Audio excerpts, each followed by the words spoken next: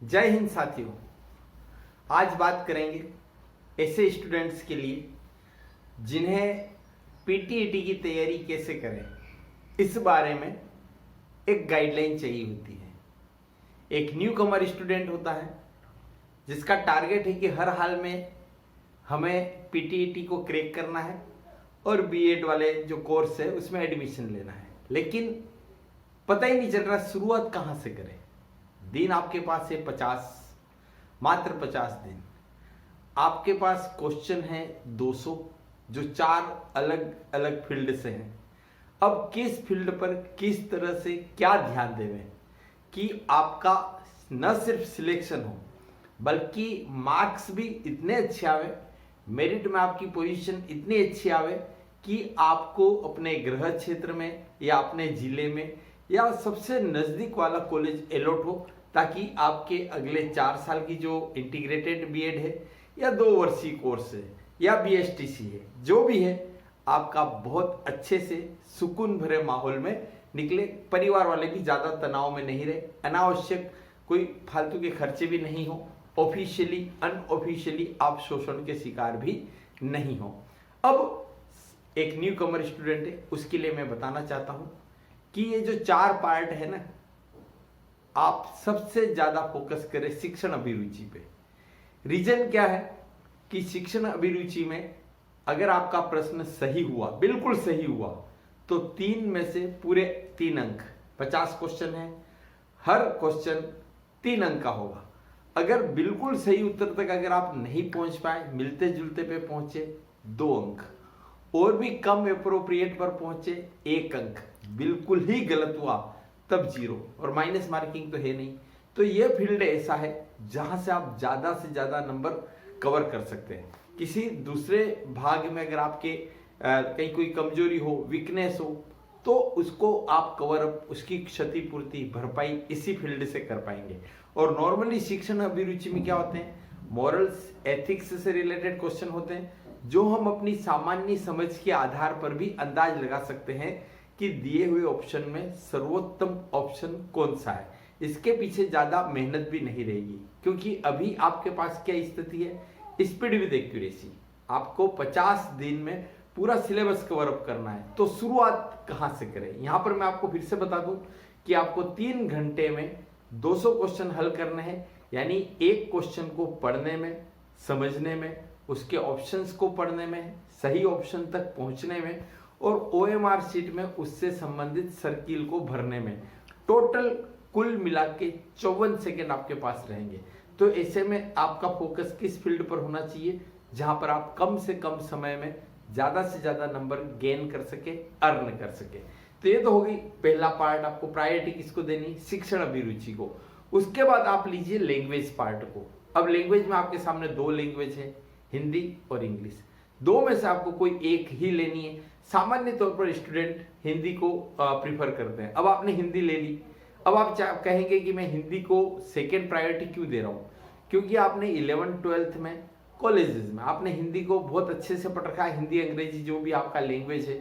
तो उसके अगर आपके सामने क्वेश्चन है और 4 ऑप्शन है, तो उसमें आपको कहीं से एक्स्ट्रा मेहनत नहीं करनी। ये वही चीज है जो आपने अपनी स्कूलिंग में पूरी की है। और अभी हाल ही में मैं बात कर रहा हूँ न्यू कमर स्टूडेंट की, जो भी 12th के एग्जाम दे करके जस्ट एग्जाम में अपीयर हो रहा है, तो जाहिर है कि उसने हिंदी के ग्रामेटिकल पोर्शन को अच्छे से पढ़ रखा है। तो कहीं ना कहीं 4 ऑप्शन देख करके उसके ब्रेन में क्लिक हो ही जाएगा कि यही है राइट चॉइस बेबी।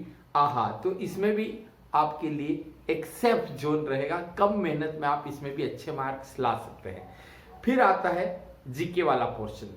जीके वाला पोर्शन इतना टफ नहीं होता है, राजस्थान से जुड़े हुए क्वेश्चन ज्यादा होते हैं, और उसमें भी ज्यादा क्वेश्चन होते हैं करंट से रिलेटेड। तो करंट से रिलेटेड क्वेश्चंस को, चूंकि हम सबके घर में टीवियां है, सब अपने अपने मोबाइल्स पर ब्रेकिंग न्यूज देखते हैं, सोशल मीडिया से कनेक्टेड रहते हैं, न्यूज़पेपर सभी के घरों में आते हैं, तो ऐसे में जो करंट इवेंट चल रही होती है उस पर हमारा 4 ऑप्शन में से एक ऑप्शन क्लिक कर ही जाता है। तो मैं आपको राय दूंगा कि आप अपनी 3rd प्रायोरिटी रखिए जीके। यद्यपि जीके में मैं आपको एक चीज और बता दूं कि करंट आपकी एग्जाम की डेट से लगभग महीने भर पहले से पिछले साल भर का आता है, साल सवा साल का। तो आपकी एग्जाम है 21 मई, तो आप मान के चलिए कि 20 अप्रैल, 22 अप्रैल, 25 अप्रैल तक आपका पेपर बन चुका होता है। तो यहाँ तक की करंट को आपको पढ़ना है। अब इसमें भी आपको एक चीज और बता दूं कि अभी आपको पता है कि बजट और आर्थिक समीक्षा सेंट्रल और स्टेट, उन पर भी आपको अच्छे से ध्यान देना है।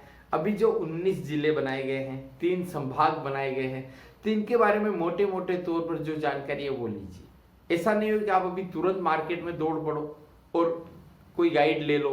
ऐसा होता है ना कि कार्यों कूद पड़ियो मैदान में, इस तरह का भी मत करिए, क्योंकि हो सकता है कि वो गाइड अभी अपडेट नहीं हो, उनका जो भले कवर पेज तो लेटेस्ट लगा हो पर उनका कंटेंट थोड़ा पुराना हो, तो ऐसे में आप अपने आप को ठगा हुआ महसूस करेंगे।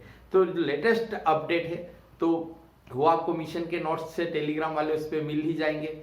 और रही बात 50 दिन में तैयारी करने वाला जो हुआ है, तो उसको अपने दिलो दिमाग पर हावी मत होने दीजिएगा, क्योंकि शॉर्ट ट्रिक के जो राजस्थान के द बेस्ट विशेषज्ञ शुभम जी जैन, कम समय में आप इनकी शॉर्ट ट्रिक से बहुत अच्छे से तैयारी कर सकते हैं। यहां पर मैं आपको एक चीज और बताना चाहूंगा कि पढ़ाई है ना, आपको बहुत ज्यादा सिलेबस को देख के घबराने की जरूरत नहीं, बहुत ज्यादा पढ़ने की जरूरत नहीं, स्मार्ट स्टडी की जरूरत है, सिलेक्टिव स्टडी की जरूरत है कि सिलेबस में से किस पॉइंट पर किस तरह का कौन सा क्वेश्चन आ सकता है। इसके लिए आप पुराने जो पिछले साल का पेपर उसको बेस बना लीजिए। कई लोग कहते हैं 10 साल के पेपर, नहीं, कोई जरूरत नहीं, क्योंकि मुझे पता है हर साल जो पेपर बनाने की टीम है एक्सपर्ट्स की, वो चेंज होती रहती है, उनके मेंटेलिटी चेंज होते हैं, पेपर बनाने का रिदम चेंज होता है। तो आपके पिछले 1 या 2 साल के पेपर से आपको काफी कुछ आइडिया लग जाएगा। और सिलेबस के according to the point study करना है, सिलेबस आपके सामने रहना चाहिए, उससे भटकने की कोई जरूरत नहीं है। सबसे लास्ट में आपको लेना है मेंटल एबिलिटी। अब आप कहेंगे सबसे लास्ट में क्यों? देखिए, मेंटल एबिलिटी में क्या होता है, मेंटल एबिलिटी नाम ही है कि उसमें आपको दिमाग लगाना पड़ता है। और मेंटल एबिलिटी के सवाल हल करते समय हमारी जो मेंटेलिटी होती है वो थोड़ी जुआरी टाइप की हो जाती है। हम किसी क्वेश्चन में निकल गए, फंस गए और उसका हमको कहीं आंसर नहीं आ रहा है या हम उसमें कहीं उलझ रहे, कंफ्यूज हो रहे, तो उस समय हमारी साइकोलॉजी ऐसी चलती कि ना तो हमको टाइम की परवाह रहती है, ना हमको आगे के क्वेश्चन की।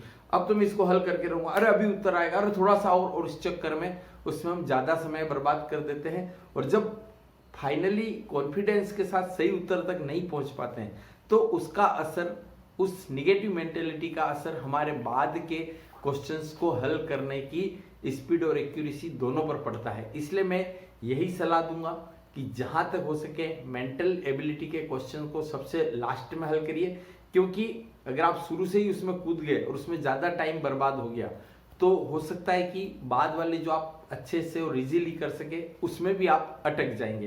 तो यहाँ पर मैं कुछ पॉइंट्स आपके लिए लेकर के आया था। OMR शीट पर टेस्ट देने की प्रैक्टिस जरूर रखिए।